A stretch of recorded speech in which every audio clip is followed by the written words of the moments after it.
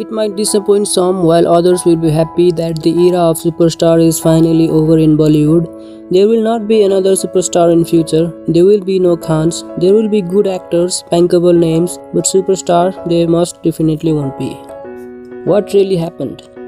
Tubelight with Salman Khan in it sank. Jab Harry Met Sejal was a disaster. Other films like Race 3, Zero did not do well as much as the industry had thought. Amir Khan's pirate movie Thugs of Hindustan had the same fate. It is somehow easier to explain the failure of Jab Harry Met Sejal with the downward trend of SRK's box office appeal. Thanks to him delivering one darts after the other, Bajirao Mastani beating the box office collection of Dilwale was the conclusive evidence of SRK fading superstardom. He is no longer a superstar. He can still manage to get an opening, but his movies will only work if it is good.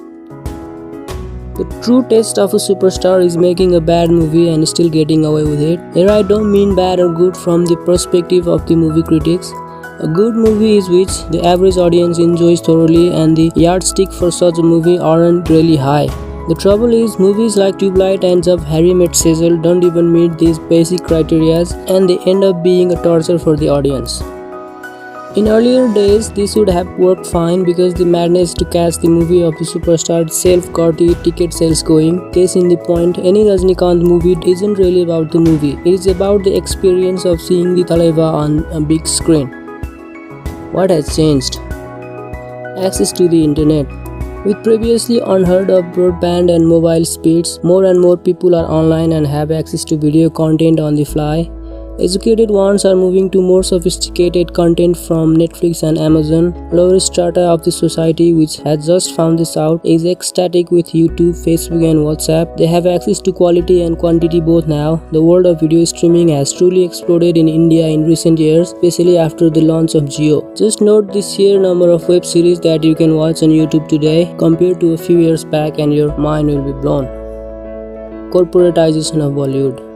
Movie making in Bollywood is getting more and more corporatized. Many new and international production houses have come up in recent years, and the old production houses such as Yash Raj Films and Viacom 18 have become more professional in their approach to movie making. The focus is more on return on investment and making a project economically viable. Many small movies are being made with relatively unknown actors with excellent stories and production values. Managed smartly, they have at times higher profits than any superstar movie. Sonu Ki Titu Ki Sweetie, Uri the Surgical Strike are some examples. They had made more money with actors who would charge way less than any big Khans.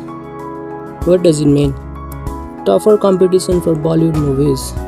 Bollywood movies will face tough competition from Hollywood blockbusters, web series, YouTube videos and whatnot. Mobile screens with video on them have practically taken over our lives. They will need to make something which makes an average audience spend 300 to 400 rupees and take the trouble of coming to a cinema hall.